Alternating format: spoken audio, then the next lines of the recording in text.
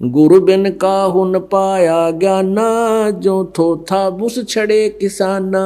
गुरु बिन वेद पढ़े जो प्राणी, समझे न सार रहे अज्ञानी। ये सारे ज्ञानी थे।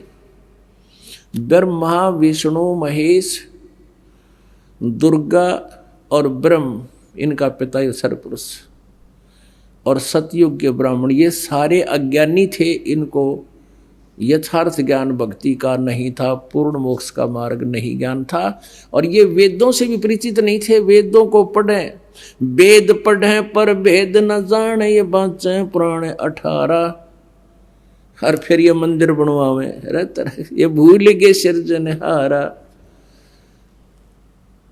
अब देखो फिर वही गीता जी, वही देवी भागवत हम यहाँ पढ़ रहे हैं। ये है 6ठा स्कंद और 414 पृष्ठ। ये आपने पढ़ लिया कि राजन ये निश्चय है कि एक सतयुग में ब्राह्मण वेद के पूर्ण विद्वान थे। उनके द्वारा निरंतर भगवती जगदम्बा की यानी दुर्गा की आराधना होती थी। भगवती का दर्शन करने के लिए वे उनका मन सदा ललायित रहता था। और प्रत्येक गांव में शक्ति का उद्घाटन, मंदिर का उद्घाटन हो, इस विषय की उनके मन में बड़ी उत्सुकता थी। और इसी पृष्ठ पर 31 कॉलम में साथ ही साथ धर्म की यही स्थिति थी, यानी कलयुग से पहले के तीनों धर्मों की स्थिति बताकर फिर कलयुग की बताई है। धर्म की ये स्थिति त्रेता में रही, परंतु कुछ ह्रास हो गया था। सतयुग की जो स्थिति थी वह द्वापर में विशेष रूप से कम हो गई थी।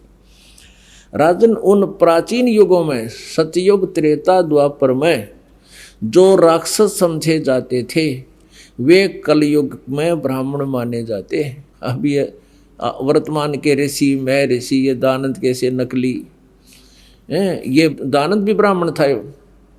और ये ब्राह्मण नहीं होते जो मजदूरी अपना किसान का काम करते हैं, खेती करते हैं या कोई और, ये ब्राह्मण नहीं। ब्राह्मण जो गुरु पद पर होते हैं, जो ऋषि पद पर होते हैं, उनको ब्राह्मण कहते हैं। तो ये कलयुग के ब्राह्मण तो ये बताया गया तो राक्षसों के तुल्य थे। सतयुग त्रेता द्वापर में जो राक्षस हुआ करते उससे तो आज के ब्राह्मण हैं। अब दास नहीं कह रहा, इनका इतिहास कह रहा है। ये देखिए 6ठा स्कंद 414 पृष्ठ संक्षिप्त देवी भागवत पर फिर पढ़ लो एक बार।